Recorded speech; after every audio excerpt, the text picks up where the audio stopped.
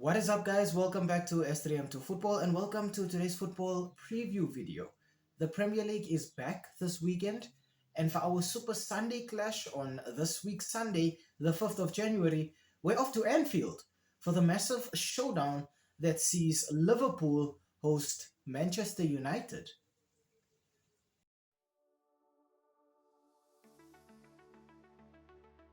We start off our team analysis in this one with the home side being Liverpool. The last 5 fixtures for the Reds have ended in 4 wins and 1 draw.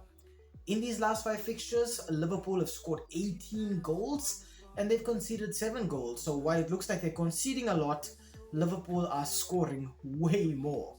Their last match was a 5-0 win away at West Ham United. The first player I'd like to talk about for Liverpool has got to be their captain and Dutch centre-back, Virgil van Dijk. In 24 appearances, it's just 2 goals and 1 assist for Van Dijk, but as a centre-back, he shows so much strength, so much physicality, and so much character. It's why he's the leader of this team and why everybody at Liverpool respects Virgil van Dijk so much. Next up, I want to talk about Argentine central midfielder Alexis Mac Allister, who has scored 3 goals and provided 2 assists in 25 appearances. With Alexis Mac Allister, I think Liverpool have a midfielder who's got great vision, he's very patient, he knows exactly when he needs to step into the game and when he needs to give other players a bit more space. But I think that also just shows his chemistry with everybody in this team, even though he spent so little time with his teammates. And finally, I want to talk about the man getting all of the goals for Liverpool this season in Egyptian right winger Mohamed Salah. It is 20 goals and 17 assists for the Egyptian winger in 26 appearances for Liverpool this season. Mohamed Salah has tons of speed, tons of creativity and tons of confidence, and a confident Mohamed Salah is going to get you goals, assists and headlines. Tactically for Liverpool, I think coach Arne Slot is going to stick with his game plan of playing on the counter-attack out wide. We will probably see this team lining up in their classic 4-2-3-1 formation, just using that double pivot in midfield and a number 10 playmaker to just play the final ball to those wingers and that centre forward. Defensively, Liverpool do have some issues. Ibrahima Konate and Joe Gomez are still out with injuries, so I think Van Dijk will be looked at to just guide whoever it is who replaces these players in the heart of the defense. Offensively, it's all about speed in transition, with the wingbacks looking to float in diagonal long balls to the wingers just so that they can exploit whatever space they can find behind the opposition defenders. With Liverpool, speed is everything, and they look to hit you before you even realize that you've lost the ball.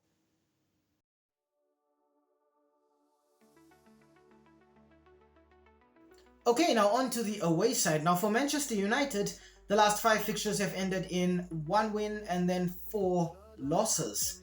In their last 5, Manchester United have scored 5 goals and they've conceded 12 goals. So it's literally the reverse situation of Liverpool right now. United's last game was a 2-0 loss at home against Newcastle in the Premier League last weekend.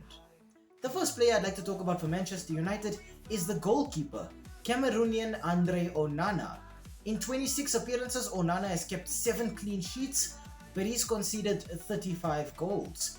In Onana, I think United have a goalkeeper who has great reflexes, he's got very good reach because he is 1.9 meters tall, and he's very dedicated. Despite the fact that United have not been playing very well, Andre Onana has not let that damage his confidence, and he goes out there trying to do his best each and every game. Next up, I want to talk about Portuguese attacking midfielder Bruno Fernandes. In 27 appearances, Bruno Fernandes has scored 6 goals and provided 10 assists. In him, I think United look to Bruno Fernandes to just lead them from the front line. And he's a kind of player who has a lot of creativity in those central areas. He's a great passer of the ball, and he's the player they're looking to show a bit of maturity now that this team is in a bit of a difficult spot. And finally, I want to talk about the man who they're expecting to get the most goals at Old Trafford this season in Danish centre-forward Rasmus Højlund. In 22 appearances, Rasmus Højlund has scored 7 goals and contributed 1 assist. In Rasmus Højlund, I think Manchester United have a true out-and-out number 9. He has made himself the first choice centre forward under Ruben Amorim. But I think Rasmus Højlund is also very strong, he's very fast, and he's just looking to everybody else to unleash him on opposition defenders. Tactically for Manchester United, I think coach Ruben Amorim is also going to stick with his typical ideology of trying to counter-attack, but more central. Manchester United do use a 3-4-3 formation, and so far it's brought mixed results. Thankfully, Amorim has no injuries to worry about, so I think he'll have his best players to work with. In the heart of Manchester United's defense, we will see Matthias de Ligt at the base of that defensive trio. The double pivot in midfield with Ugarte and Casemiro is just used to cover the central areas if the team looks a little bit fragile. But we could see Kobe Mainu or Christian Eriksen slotted into one of those midfield roles to just give them a bit going forward as well. In terms of going forward, United look to Rasmus Højlund to lead the line as the lone target man, while everybody else around him just looks to rush forward to overwhelm the opposition with sheer numbers.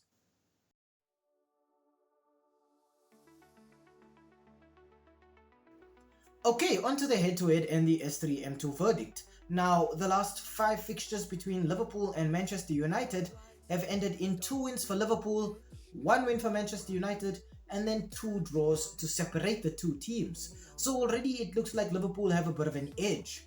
In terms of the goal output, Liverpool have scored 15 goals in those last 5 meetings, while United have scored just 6. So there it definitely does show that Liverpool are definitely more successful in terms of getting the goals.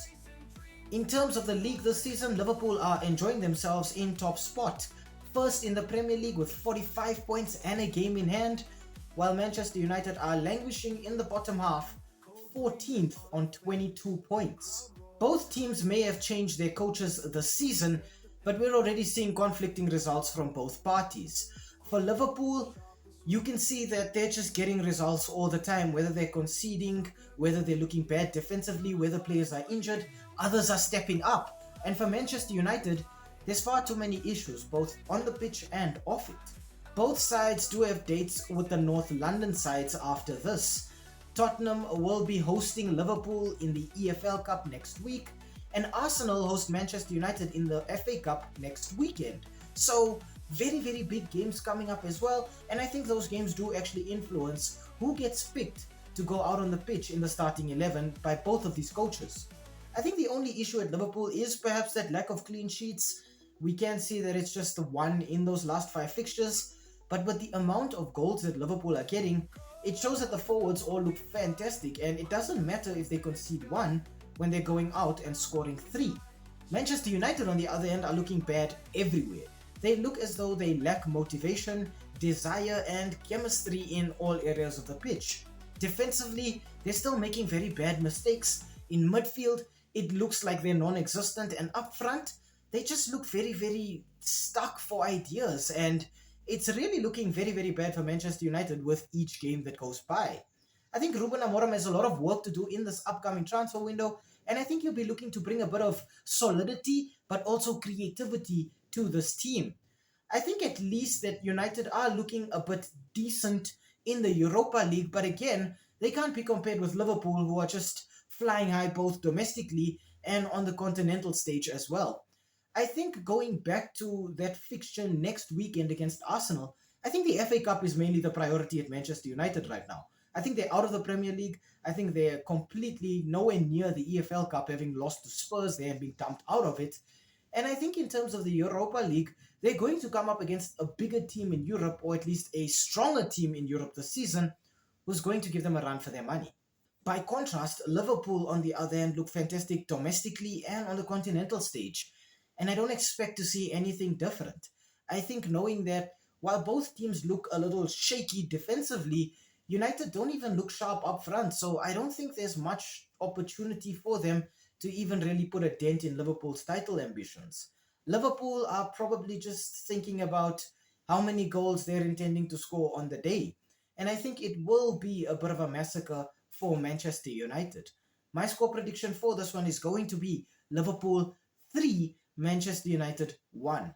I do think United get one goal, but as always, I think Liverpool just look too good up front in that attacking third to just be left wanting at any moment this season.